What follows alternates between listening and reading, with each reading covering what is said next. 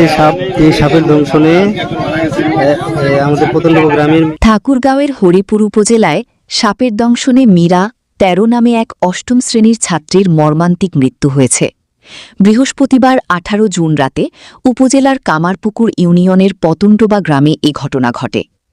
নিহত মীরা ওই গ্রামের মিজানুর রহমান মিজান ড্রাইভারের একমাত্র কন্যা এবং স্থানীয় একটি বিদ্যালয়ের অষ্টম শ্রেণীর ছাত্রী ছিল। স্থানীয় সূত্রে জানা যায়, বৃহস্পতিবার রাতে নিজ বাড়িতে অবস্থানকালে একটি বিষধর সাপ তাকে দংশন করে। পরিবারের সদস্যরা বিষয়টি টের পেয়ে দ্রুত তাকে চিকিৎসার জন্য হাসপাতালে নিয়ে যান, কিন্তু চিকিৎসাধীন অবস্থায় তার মৃত্যু হয়। মীরার অকাল মৃত্যুতে এলাকায় শোকের ছায়া নেমে এসেছে। একমাত্র সন্তানকে হারিয়ে শোকে ভেঙে পড়েছেন তার বাবা মা ও স্বজনরা। প্রতিবেশীরাও এই ঘটনায় গভীর শোক প্রকাশ করেছেন। সম্ভবত এই দিক দিয়ে একটা আছে, একটা পরিষ্কার হয়ে আছে এদিক দিয়ে।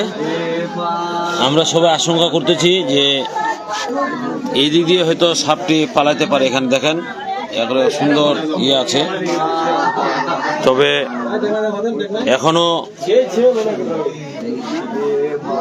মানে বুঝতে পারতেছি না, এটা বোঝা গেছে আর কি।